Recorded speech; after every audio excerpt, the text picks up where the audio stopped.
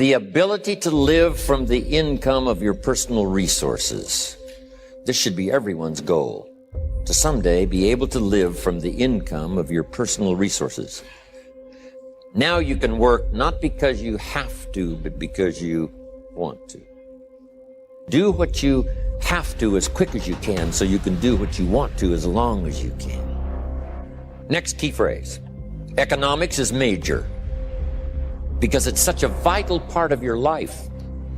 Someone says, well, you know, money is the root of all evil. Not true. Here's what it really says. The love of money is the root of all evil. Here's what's noble, what money can do. The projects it can support. The relief from debt it can create. So economics is major. The key, of course, is what you do with it. If you earn a lot, you should give a lot. If you've been given much, now much is required. Everyone has to solve this about the money to go for. And here's the philosophy we've already covered. You should earn as much as you possibly can in the reasonable time devoted to economics. The key is to earn as much as you possibly can. Not at the sacrifice of your friendships, not at the sacrifice of values, not at the sacrifice of integrity. Let's talk now about what to do with the dollar. Now here's the tendency on attitude, because attitude determines so much of our lives.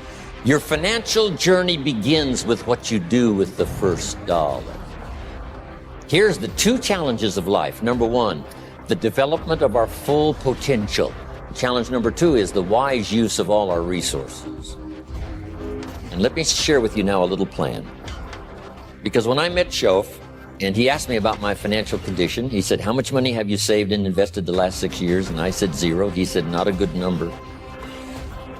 Next key phrase, it's not the amount that counts, it's the plan that counts. So let's start with something now as seemingly as small as $1. Here's what we teach, teenagers especially. You should never spend more than 70 cents. Now what do we do with the other 30? Here's some of the most important information. 10 cents is for charity. Here's one of the best things to teach kids, generosity. Because first we're going to teach abundance, to provide more than you could use for yourself. Because now that gives you great joy to give to yourself. Now the next 10 cents is called the use of capital. Here's what capital and capitalism is, so jot this down. Capital is any value you set aside to be invested in an enterprise that brings value to the marketplace, hoping to make a profit. Taking capital and investing it in an enterprise and bringing the value to the marketplace we call capitalism. First of all, the farmers understand it. Here's what seed corn is. It's capital. So the farmer sets aside his seed corn. Question, would he let his family eat it? This seed is not to be eaten. It's to be invested, to take a risk, cared for in the summer, harvested and multiplied in the fall. And we can teach kids the early fundamentals of capitalism. If a child buys a bottle of soap for $2 and sells it for $3, maybe he goes next door and says, Ms. Brown, I've got this soap, Mama uses it, it's really terrific. It's only $3. And I'm here just next door, I take care of you.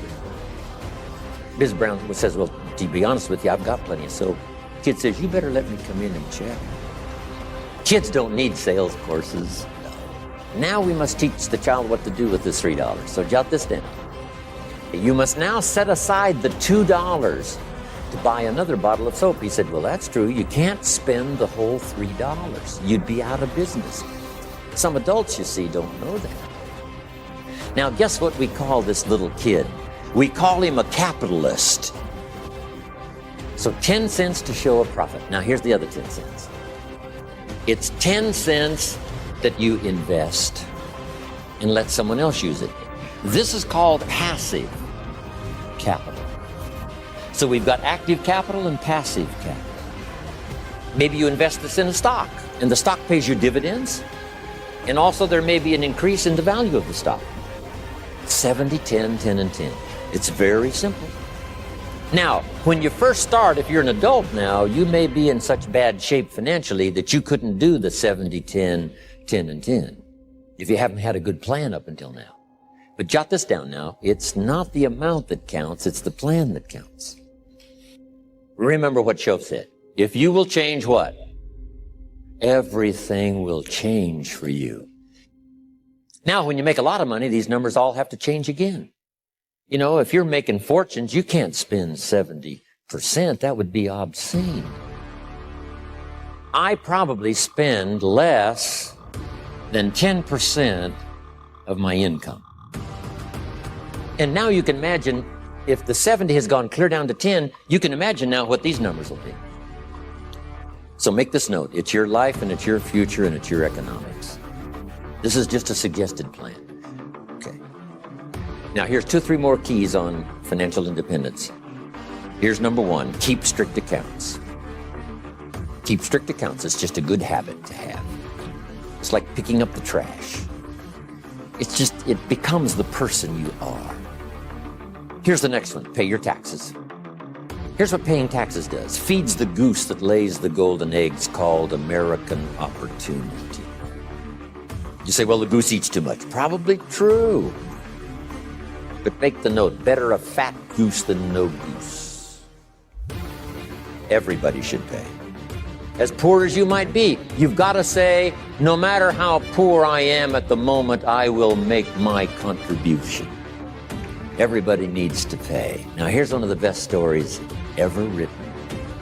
According to the record, Jesus and his disciples one day were at the synagogue, and as Jesus and his disciples stood outside watching the people come by, putting their money in the treasury, it said, some came with large amounts, some came by with small amounts. Then along comes a little lady, and she puts 2 pennies in the treasury. And Jesus said to his disciples, look at that. And she gave more than everybody else, because I'm positive her 2 pennies represented most of what she had. So since she gave most of what she had, she gave the most. When the little lady put her 2 pennies in the treasury and walked away, here's what didn't occur. Jesus didn't run after this little lady and said, hold it, little lady. You're so pitiful. We have decided to take the 2 pennies out of the treasury and give them back to you. If it would have occurred, she would have been what? Insulted. Jesus left her 2 pennies in the treasury, even though she was poor. Great story.